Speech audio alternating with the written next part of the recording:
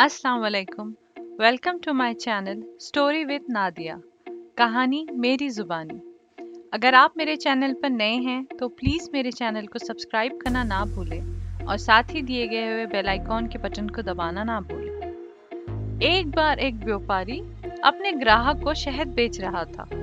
तभी अचानक व्यापारी के हाथ से फिसलकर शहद का बर्तन गिर गया। बहुत सा शहद जमीन पर बिखर गया। जितना शहद ऊपर ऊपर से उठाया जा सकता था उतना व्यापारी ने उठा लिया, पर कुछ शहद फिर भी जमीन पर गिरा रह गया। कुछ ही देर में बहुत सी मक्खियां उस जमीन पर गिरे हुए शहद पर आकर बैठ गई। मीठा मीठा शहद इन्हें बड़ा अच्छा लगा। वो जल्दी जल्दी उसे चाटने लगे। जब तक उनका पेट भर नहीं गया वो शहद चाटती रही। जब मक्खियों का पेट भर गया और इन्होंने उड़ना चाहा तो वो उड़ ना सकी, क्योंकि उनके पंख शहद में चिपक गए थे। उड़ने के लिए इन्होंने बहुत कोशिश की, फिर भी उड़ ना सकी। वो जितना झटपटाती उनके पंख उतने चिपक जाते और उनके सारे बदन पर शहद लग जाता। काफी मक्खियां शहद में लोट-पोट होकर मर गई।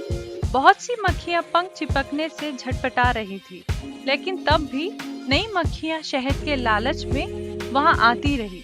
मरी हुई और झटपटाती मक्खियों को देखकर भी वो शहद खाने का लालच नहीं छोड़ पाई।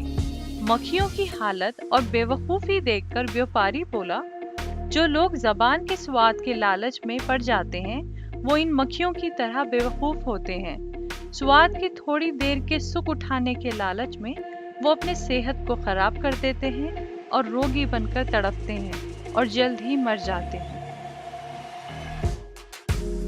अगर आपको मेरा ये वीडियो पसंद आता हो तो प्लीज़ इसे लाइक करें, शेयर करें और सब्सक्राइब करें। मिलते हैं मेरी अगली वीडियो में किसी नए किस्से और नए कहानी के साथ। तब तक के लिए मुझे दीजिए इजाज़त।